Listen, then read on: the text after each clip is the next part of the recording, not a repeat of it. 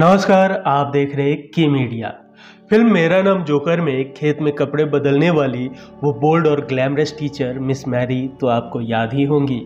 हिंदी फिल्मों की वह मशहूर अभिनेत्री रहीं सिमी ग्रेवाल, जिन्हें फिल्मी दुनिया में नाम मिला the lady in white. Simi किसी भी प्रकार की कोई परवाह किए बिना फिल्मों में काफ़ी ज़्यादा बोल्ड सीन दिए।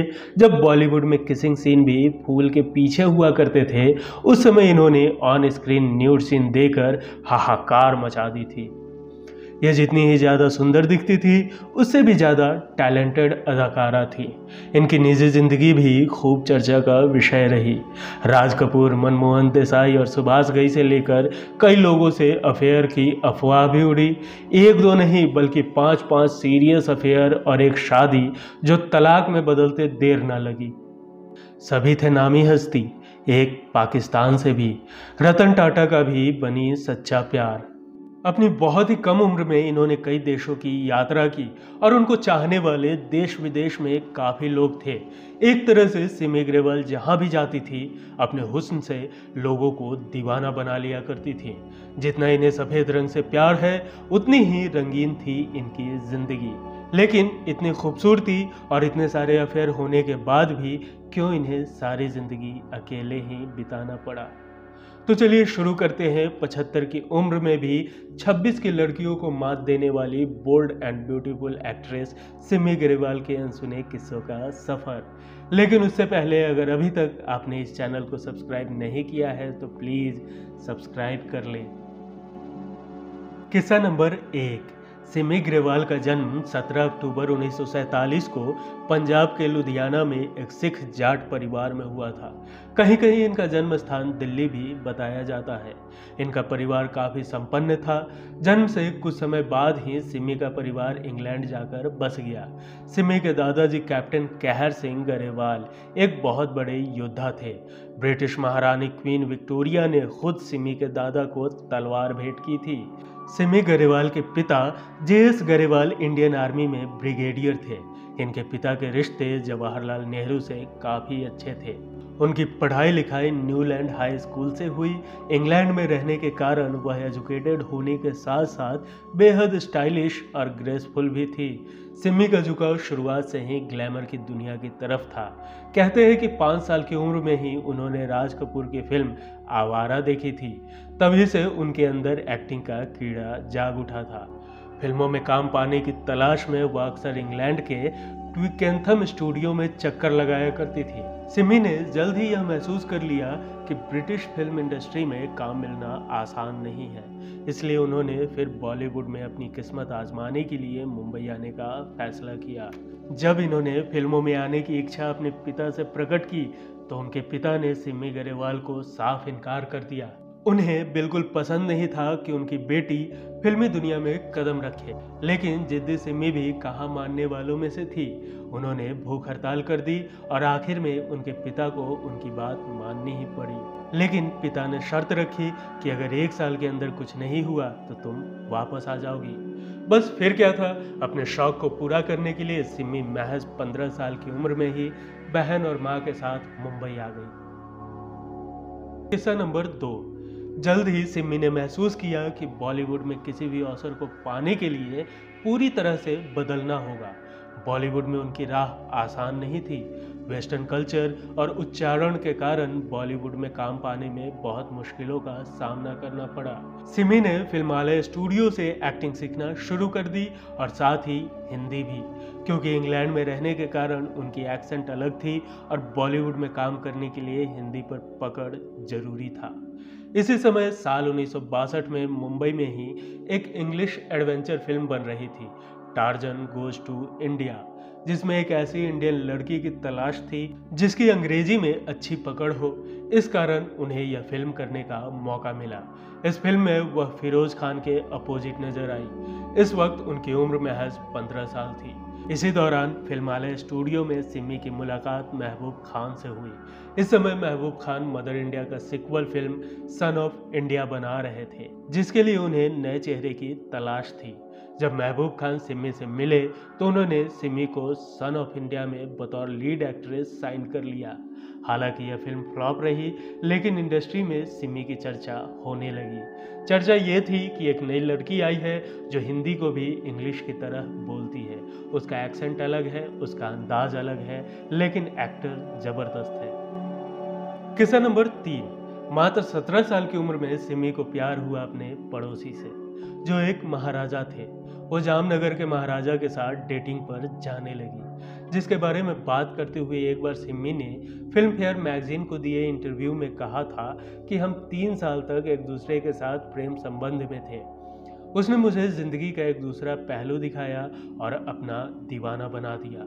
हालांकि उनका ये रिश्ता ज़्यादा दिनों तक नहीं चल सका। सिमी ने बताया, ये एक पैशनेट अफेयर था जो 3 साल तक चला। उन्होंने जानवरों, खेल और खाने की अद्भुत दुनिया दिखाई। इस पैशन और कंपेशन में हमने कई क्रेजी चीजें की, लेकिन ये जुनूनी हो गया था। जब भी मैं पीछे मुड़कर देखती हूँ तो चेहरे पर एक स्माइल आ जाती है। मुझे एहसास हुआ कि एक रिश्ते में इंसान क्या क्या कर सकता है। इस रिश्ते में सिमी अपनी आज़ादी को खो चुकी थी, जिस कारण उन्होंने ये रिश्ता ही खत्म कर दिया। इसके बाद सिमी ग्रेवाल का संबंध अपने ज़माने के मशहूर क्रिकेटर मंसूर अली खां पटौदी के साथ जुड़ा। उस समय दोनों एक दूसरे के प्यार में डूबे हुए थे। सिमी ग्रेवाल और मंसूर अली खां पटौदी के प्यार के चर्चे क्रिकेट के गलियारों से लेकर शोबिज इंडस्ट्री तक में होने लगे थे। दोनों एक दूसरे के प्यार में इतने पागल हो गए थे कि ज़्यादातर वक्त साथ ही बिताते थे। यहाँ तक कि पब्लिक इवेंट से लेकर आउटडोर शूट्स तक सिमी ग्रेवाल और पटौदी साथ ही नजर आते थे। बताया जाता है कि नवाब पटौदी सिमी ग्रेवाल को लेकर काफ़ी सीरियस थे। वो अपने इस रिश्ते को आगे बढ़ाना चाहते थे और इसीलिए सिमी को अपने घर वालों से मिलवाने का फैसला भी कर चुके थे। लेकिन इसी बीच नवाब साहब की मुलाकात शर्मिला टैगोर से हुई और वो इनके प्यार में गिरफ्तार हो गए। बताया जाता है कि शर्मिला टैगोर को नवाब पटौदी पहले से ही पसंद करते थे। टाइम्स ऑफ इंडिया की एक रिपोर्ट के अनुसार शर्मिला से प्यार होने के बाद पटौदी सिमी से ब्रेकअप करने के लिए एक बार अचानक उनके घर पहुंच गए। डोरबेल बजाई, सिमी ने दरवाजा खोला तो सामने मंसूर अली खां खड़े मिले। इसके बाद सिमी ग्रेवाल ने मंसूर को बैठने को कहा, लेकिन मंसूर ने बिना किसी देरी के कहा कि मुझे माफ़ कर दो, लेकिन मैं एक बात साफ कर देना चाहता हूँ, हमारे बीच अब सब खत्म, मुझे कोई और मिल गई है। सिमी को कुछ बोलने का मौका तक नहीं मिला कि मंसूर जाने के लिए उठ खड़े हुए। सिमी जब मंसूर को बाहर तक छोड़ने आई तो उन्हें मंसूर के साथ शर्मिला टैगोर दिखाई दी। यहीं से दोनों का रिश्ता हमेशा के लिए टूट गया।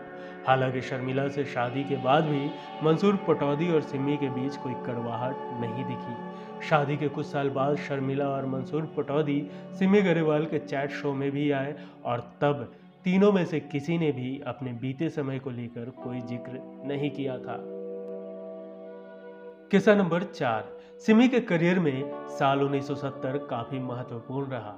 इस साल उनकी राज कपूर के साथ फिल्म मेरा नाम जोकर आई, जिसमें उन्होंने एक ग्लैमरस टीचर मिस मैरी की भूमिका निभाई। उस दौर में फिल्म में उनका बोल्ड अवतार बेहद दुर्लभ था, जिसकी वजह से वे जबरदस्त सुर्खियों में रही। मगर सेंसर बोर्ड ने इस फिल्म के काफ़ी सारे बोल्ड सीन को कट करके रिलीज करवाया। इस फिल्म ने सिमी को टॉप पर लाकर रख दिया था। साल 1972 में सिमी की फिल्म सिद्धार्थ रिलीज हुई। सिमी की इस फिल्म ने बॉलीवुड में तहलका मचा दिया था। दरअसल उस दौर में फिल्मों में मर्यादा का ध्यान रखा जाता था। एक्ट्रेस जहां पर्दे पर साड़ी में अपने शरीर को ढके हुए नजर आती थी, सिमी ने उस दौर में न्यूड सीन देकर खलबली मचा दी थी। उस दौर में सिमी को बेहद बोल्ड एक्ट्रेस कहा जाता था। यही नहीं, बॉलीवुड में बोल्ड सीन की शुरुआत भी सिमी ने ही की थी। इस फिल्म में शशि कपूर के साथ उनका किसिंग सीन काफ़ी चर्चा में रहा था। इस फिल्म में सिमी के न्यूड सीन पर काफ़ी विवाद हुआ था और मामला अदालत तक पहुंच गया। बाद में इस फिल्म को भारत में रिलीज करने से रोक दिया गया था। फिर इंडिया में इस फिल्म के कई सारे सीन्स को कट करके रिलीज किया गया। मंसूर से ब्रेकअप के बाद 1972 में सिमी ने 4 महीने के प्यार के बाद दिल्ली के चुनामल घराने के रवि मोहन संग शादी कर ली। लेकिन दुर्भाग्यवश उनकी ये शादी अधिक समय तक ना चल सकी और लगभग 3 साल बाद ही दोनों अपनी मर्जी से अलग हो गए। हालांकि दोनों ने कानूनी रूप से 10 साल बाद तलाक लिया। जब सिमी से एक इंटरव्यू में उनकी शादी टूटने का कारण पूछा गया तो उन्होंने कहा था, हम दोनों ही एक दूसरे के प्रति वफादार थे। रवि मोहन सच में एक बहुत अच्छे इंसान थे। शायद ईश्वर ने हम दोनों को एक दूसरे के लिए नहीं बनाया था। अपने फिल्मी करियर को छोड़ दिल्ली में हमेशा के लिए रहना भी काफी हद तक इसका कारण था। सिमी के मुताबिक हम अलग अलग रहने लगे और एक दशक बाद तलाक ले लिए थे। अच्छी बात यह है कि हमारे बीच कोई भी गले शिकवे नहीं थे। मैं आज भी उनके परिवार के काफी करीब हूँ। सिमी ने मेरा नाम जोकर, कर्ज और चलते चलते जैसी सुपरहिट फिल्मों में काम किया। सिमी ने राज कपूर, सत्यजीत रे, मृणाल सेन और राज खोसला जैसे बड़े निर्देशकों के साथ काम किया। वो इसे अपना सौभाग्य मानती है। किस्सा नंबर 5। सिमी सेट पर देर से आने के लिए मशहूर थी, लेकिन उनका दिया एक शॉट भी लोगों को अपनी तरफ खींचता था। सिमी ने 50 से ज्यादा फिल्मों में काम किया, 100 से ज्यादा अवार्ड अपने नाम किए। बात 1973 के आसपास की है, जब फिल्म डाक बंगला की शूटिंग चल रही थी। इस फिल्म के निर्देशक थे गिरीश रंजन और फिल्म में बतौर अभिनेत्री सिमी गरेवाल को साइन किया गया था। फिल्म में सिमी के साथ बतौर अभिनेता नितिन सेठी ने भी काम किया था। इस फिल्म की शूटिंग के दौरान फिल्म के डायरेक्टर सिमी से काफी परेशान हो गए थे। दरअसल शूटिंग के दौरान सिमी सेट पर काफी देर से पहुंचा करती थी। फिल्म से जुड़े हुए कुछ लोग बताते हैं कि वह खाना खाने के बाद मेकअप रूम में ही सो जाया करती थी। इसका असर फिल्म के बजट पर पड़ता था। सिमी के इन आदतों से परेशान होकर निर्देशक गिरीश रंजन ने ठान लिया था कि वह अब कभी भी सिमी गरेवाल के साथ काम नहीं करेंगे। यश चोपड़ा रिश्ते में सिमी गरेवाल के ब्रदर इन लॉ लगते हैं। सिमी ने 1970 के मध्य में यश चोपड़ा की फिल्म कभी कभी और 2003 में आई फिल्म चलते चलते में भी काम किया। फिल्म कर्ज में किए गए नेगेटिव रोल के कारण सिमी गरेवाल ने काफी सुर्खियां बटोरी थी। किस्सा नंबर 6। सिमी गरेवाल ने एक इंटरव्यू में बताया था कि वह रतन टाटा को डेट करती थी। दोनों का काफी लंबा कनेक्शन रहा था। रतन टाटा की तारीफ करते हुए सिमी गरेवाल ने कहा था, रतन और मेरा लंबा रिश्ता रहा है। वह एकदम परफेक्ट है, उनका सेंस ऑफ ह्यूमर कमाल का है और वह एकदम परफेक्ट जेंटलमैन है। पैसा कभी भी उनके लिए अहम नहीं रहा। जितना वह विदेश में रिलैक्स रहते हैं, इंडिया में उतना नहीं रहते। रिपोर्ट्स के मुताबिक सिमी गरेवाल और रतन टाटा एक दूसरे से शादी करना चाहते थे। दोनों ने साथ में कई सपने भी देखे थे, लेकिन किसी वजह से बात नहीं बन पाई। बाद में रतन टाटा सिमी गरेवाल के show rendezvous with Simi Grewal में भी आए थे, जहां उन्होंने अपनी जिंदगी के कई राज खोले थे। तब रतन टाटा ने शादी और रिलेशनशिप को लेकर कहा था कि ऐसे कई मौके आए थे जब उनकी शादी होने वाली थी, लेकिन बात नहीं बनी। सिमी गरेवाल ने कभी यह तो नहीं बताया कि उनका रतन टाटा से रिश्ता क्यों टूटा, लेकिन वह आज भी उनका सम्मान करती हैं। सिमी गरेवाल किसी भी मौके पर रतन टाटा की तारीफ करने से नहीं चूकती। किस्सा नंबर 7। अपने फिल्मी करियर के दौरान सिमी का नाम कभी राज कपूर के साथ तो कभी मनमोहन देसाई के साथ जोड़ा गया। उनका अफेयर पाकिस्तान के गवर्नर बने सलमान तासीर के साथ लंबे समय तक रहा था। सुभाष घई की कर्ज फिल्म करने के साथ सिमी ने बॉलीवुड की दुनिया को अलविदा कह दिया और खुद के talk show rendezvous with Simi Garewal के जरिए अपनी अलग पहचान बनाई। इस शो के जरिए उन्होंने बेनजीर भुट्टो, रेखा, रतन टाटा, अंबानी और बच्चन जैसी हस्तियों के इंटरव्यू लिए हैं। इस शो में सेलेब से वो ऐसी ऐसी बातें निकलवा लेती थी जो किसी और होस्ट के लिए खासा मुश्किल होता था। सिमी गरेवाल ने फिल्म फेयर को दिए एक इंटरव्यू में कहा था, मेरी जिंदगी का सबसे बड़ा अफसोस है कि मेरा कोई बच्चा नहीं है। मैं एक वक्त बेटी को गोद लेने के बेहद करीब थी। मैं एक अनाथालय गई जहां मुझे एक विजया नाम की लड़की मिली, जिसके घर वालों ने उसे रेलवे स्टेशन में छोड़ दिया था। नियमों के मुताबिक मुझे उसकी फोटोग्राफ अखबार में छपवानी थी। अगर 3 महीने तक किसी ने बच्चे पर हक नहीं जमाया तो आप उसके गार्जियन बन सकते हैं। 2 महीने तक उसके माता पिता की खबर नहीं आई। जैसे ही मुझे उसकी कस्टडी मिलने वाली थी, उसके पेरेंट्स आ गए। मेरा दिल टूट गया। सिमी को हमेशा सफ़ेद ड्रेस में देखा गया है, चाहे वह एक सिंपल सफ़ेद शिफॉन की साड़ी हो या मोती के हार के साथ एक सफ़ेद पैंट सूट। उन्होंने एक बार बॉम्बे टाइम्स से बातचीत के दौरान कहा था, मुझे सफ़ेद रंग से प्यार है। जब मैं एक छोटी लड़की थी तब से मेरी पार्टियों के कपड़े सफ़ेद रहे हैं। जब मैं सफ़ेद कपड़े पहनती हूँ तो मुझे खुशी मिलती है। अगर मैं किसी दूसरे रंग की ड्रेस की ओर अट्रैक्ट होती हूँ तो मैं उसे खरीद लेती हूँ, लेकिन वो मेरी अलमारी में ही बने रहते हैं। सिमी स्टार प्लस के talk show India's most desirable की होस्ट बनी, जिसमें वो बॉलीवुड, बिजनेसमैन, क्रिकेटर्स और मीडिया के नामी लोगों का इंटरव्यू लेती थी। सिमी ने बीबीसी के डॉक्यू ड्रामा महाराजाज के लिए भी काम किया। 1980 के शुरुआती दौर में सिमी को ऐसा लगा कि उन्हें कुछ अलग और नया करना चाहिए, जिसके बाद उन्होंने अपने करियर की शुरुआत लेखन और निर्देशन के क्षेत्र में की। इस दौरान उन्होंने अपनी एक प्रोडक्शन हाउस की भी शुरुआत की, जिसका नाम रखा सीगा आर्ट इंटरनेशनल। इस प्रोडक्शन हाउस के तहत उन्होंने दूरदर्शन के लिए एक TV series it's women world का निर्देशन, निर्माण और लेखन का काम किया। इसके अलावा उन्होंने यूके के चैनल 4 के लिए भी काम किया। इस चैनल के लिए उन्होंने एक डॉक्यूमेंट्री बनाई जिसका नाम था लिविंग लेजेंड राज कपूर। यह डॉक्यूमेंट्री इंडियाज राजीव के 3 पार्ट्स को फॉलो करके बनाई गई थी। इस डॉक्यूमेंट्री के लिए उन्होंने पूर्व प्रधानमंत्री राजीव गांधी का भी इंटरव्यू लिया था।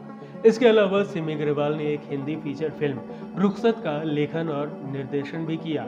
इसमें मिथुन चक्रवर्ती नजर आए थे, जो फ्लॉप रही। इसके साथ ही एक टेलीविजन कमर्शियल्स का भी निर्माण किया। सिमी इन दिनों सोशल मीडिया पर काफ़ी एक्टिव रहती है। वह भी कई मुद्दों पर खुलकर अपनी राय रखती है। कंगना रनौत की फिल्म थलाइवी देखकर उन्होंने कंगना की तारीफ भी की थी। यही नहीं, वो ओपरा विनफ्रे को दिए मेगन मार्केल के इंटरव्यू पर भी अपनी प्रतिक्रिया दे चुकी है। इतने अफेयर्स और इतने लंबे चौड़े कॉन्टैक्ट होने के बावजूद आज भी सिमी अकेले जीवन बिता रही है।